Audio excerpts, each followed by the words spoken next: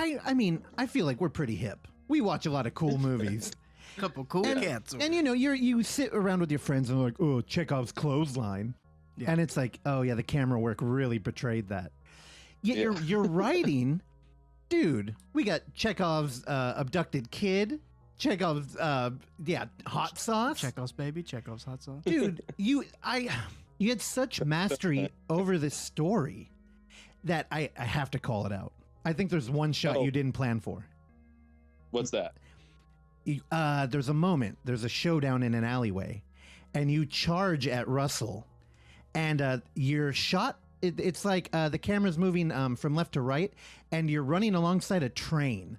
I feel like that must have been spontaneous. That was planned, actually. Motherfucker. I knew the train schedule. That was that was a God. All right. You try to go with one point, Russ, and then he's like, "No, I planned even more than you think." There's a lot of shots I didn't plan, but that just happens to not be one of them. But that was funny story about that was like a lot of this we did have to shoot guerrilla because we were like we literally don't have enough money. So all the night exterior stuff, like when he's on the hunt or I'm chasing him, that's all guerrilla. So that location is a power plant I've always been crazy about on camera, and in Pasadena, and it was like half the crew could come because we literally couldn't have that many people there. We're like doing this so under the radar, and it's a pretty big scene. But I was like, fuck it, if we don't get it or something happens, we'll find somewhere else and just reshoot it because everybody's down to do this, whatever. So we did it. That was the second take of that shot. We were there, and the cop showed up right when we got that take. And they were like, you know, doing cop things. But then I talked to them, and you know, years of doing guerrilla shit, you get like kind of this rhythm down, and they were cool. They were like, okay, whatever. So they had to call. I guess a guy who worked at the power plant called the police on us. I have another crazy story that is even more crazy than this after this. But yeah, the cops just called, and the cop was like trying to beg the power plant person to keep letting us film, which was kind of great. Regardless, he was like, no, they have to leave, they can't be here. And we went back the next day and shot the rest in the same spot. Wait, why was the cop begging? Was he like, were you offering him a role? We ended up having we ended up just getting along. We ended up just hitting it off, and I explained what the movie was. I really wanted to detail what was going on, and I was like, look, we got one shot at and they just ended up being nice dudes. And Rad. they called, I wouldn't say begging, he was just like, come on, can't they just have another 2 hours? They're not hurting anyone, like that kind of thing. But that was pretty great. And but yeah, that's my memory of that location. And yeah, I knew the train schedule, and we had a mat put out, so we would wait in between. The train comes there every 15 minutes, so it's not like too crazy. Gotcha. So we would just have to wait in between. We would do one, take a break, and then just wait. Here it comes, and then and then run for it. So. Was this all in the LA area? Yeah, the whole movie was in LA. Yeah, it was all over the place. And we wrote the script knowing we weren't going to have a lot of money. So it was like, we would write for locations we knew we could get, like places we already knew existed. And what about the office?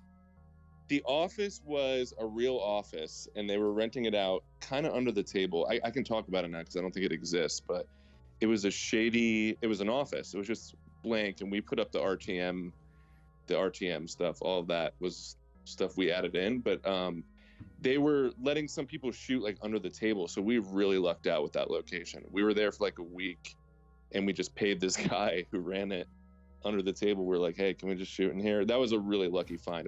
That was Craigslist. Really? Damn. Yeah. Which was crazy. And then we would shoot out in that hallway outside of the office too. It was 2 a.m, so no one was there. So we would just go out there and shoot all that stuff. But yeah, we got really lucky there because that could have been a pretty big expense, you know? Man, I'm shocked to hear that you had half a crew for those night shots, because they are just as beautiful and clean and polished as everything else. And I actually thought you might have needed a bigger crew for them. So no. Yeah, well, thank you. I appreciate that. Yeah, all the night stuff, like the stuff in the car, a lot of the stuff in the car I even shot because we would go out and we can't get that many people in the car. So like when the detective's on the run on the highway, that's literally us on the 110 freeway. Oh, fuck We're yeah. going. I don't know if you guys are familiar with that road, but it's fucking crazy. And but we needed the speed, to have it just to have it sell there. So yeah, it was all stuff like that, man. We would just go out and get in the car. Some of the stuff where he's chasing me, like the tunnel, there was 4 of us there, including the actor. Or no, 5 of us, including the actor. Damn. So, but that was another, again, we knew these locations. So that was another location. I knew I always wanted to shoot something in that little tunnel there. And yeah, it was just kind of being familiar with the territory and just little tricks, All right, we can't have a conversation about the locations without talking about what may be my favorite scene in the film was the laser tag. Oh, yeah. Right. Dude, Butt Boy and Cuties are bringing back the laser tag.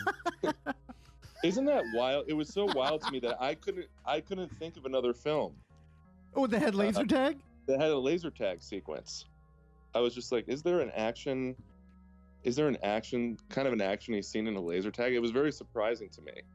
Yeah, I can't, other than Cuties. Yeah, and Cuties, yeah.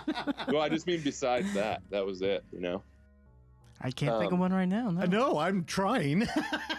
That was just crazy to me because it feels like such an 80s concept. It feels like something like a kindergarten cop scene or something like that. Right. Or early 90s, Well, late 80s. my problem with laser tag was every time I played it, I was disappointed.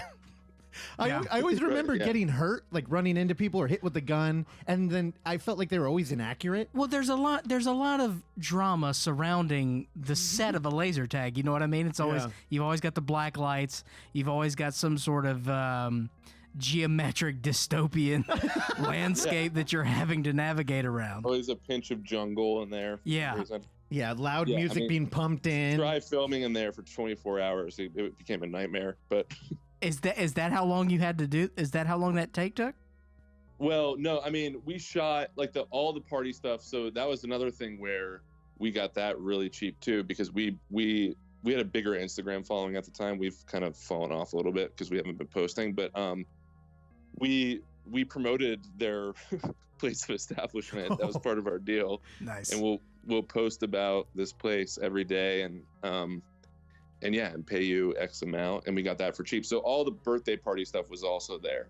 It's shout out to Jungle Zone in Glendale. Whoa. Wait, that's where it was. Jungle Zone? Wasn't the Jungle and DQ Zone or something? Weren't those Discovery Zone? Yeah.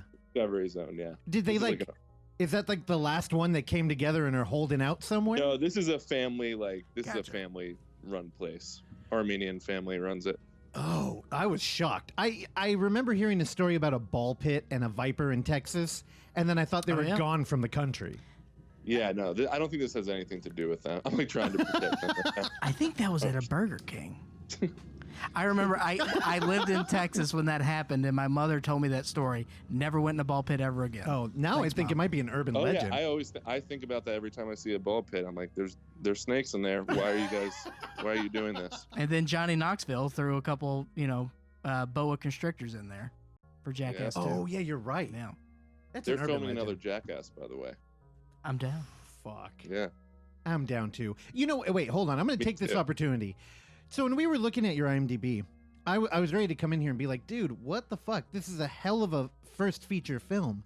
Except it looks like you made another movie about a couple of criminals who have a film crew follow them around. I don't know why that says feature on there. That was more of like a web series thing that could have been taken as into a feature. I don't know why it says that. I think the guy was hoping he was hoping it was going to be a feature.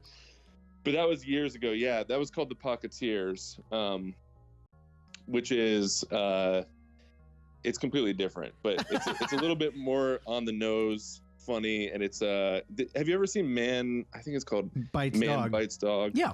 Now here's the thing. So Tyler, I get from your vibe that this might come up and then you have to explain it. It's like one of those things. Not to us. We run I'm going to be really quick here. I apologize to everybody listening. We run a film festival and we only show in-world camera films. So like found footage horror, faux documentary, and POV cinema. So whenever we see a dude who makes a film like Butt Boy, that's just firing on all cylinders, and then we look back and they're like, did he make a fucking faux doc? Dude, we get so excited because Yeah, We love a faux doc. we love a faux doc. Well, don't get too excited because it's a little rough in some part. I mean, I was so young when I did it, but there's actually moments in it that I adore. I can send it to you guys if you want to watch it. Oh, please do. I spent a fair amount of time looking for it. Yeah, it's hard to find. Oh, no. It's not really. Please do, because, I mean, clearly you're talented. You directed, you co-wrote this movie, and you star in it. And when we're talking to filmmakers, normally we try to get them to embrace the idea, like, we mostly do horror stuff, and the horror community is the first to shit on found footage horror. And it's like, Right. look, narratively, you kind of have no rules here. We're almost doing like a dogma film, and there's a lot of opportunity to just do different kind of storytelling. And then most people are like, oh, we hear you, but they're dumb. And like, we don't want to make Paranormal Activity.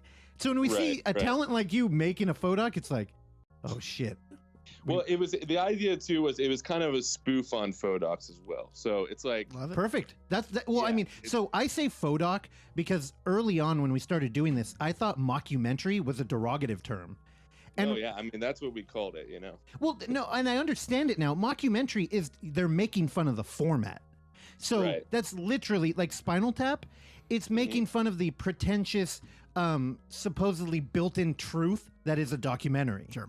Right. Yeah. So, no, I'm sorry. I get very excited about that shit. Please send it to me. Yeah, no, of course. All right, now back to the tunnel of butt. Well, I'll send you guys that link for sure. Wait, and also you teased a crazier story too, and I don't want to bury that. Of Pocketeers. No. We were talking about the train, and then you said you had a crazier story. Actually, that is from Pocket. That's what I was going to bring up. If you guys wanna hear. Oh, It's actually from Pocketeers, oddly enough. please. From years back, but it's just another guerrilla. I always try to tell friends the story that I just met or whatever. But yeah, we were shooting a bank robbery scene for that because these criminals that are being filmed, they switch.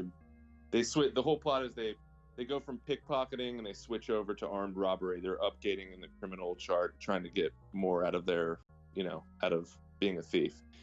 So they rob their first liquor store, and we shoot it. We go in again. We get 2 takes, and we paid these guys under the table. I knew these convenience store owners, and I just paid them. I don't even. It must have been not a lot, but they locked the doors, and they were in the back and whatever. So we're doing the second take. Mid take, there's all these knocks on the doors, and there's lasers on our chests. Whoa!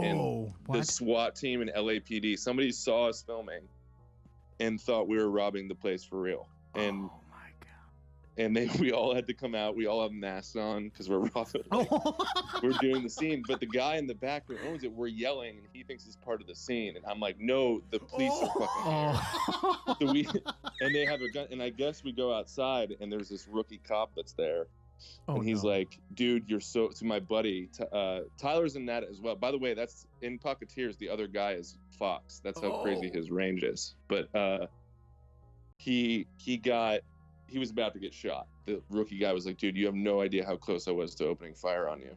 Because we couldn't hear them. And we were just like, Jesus Christ.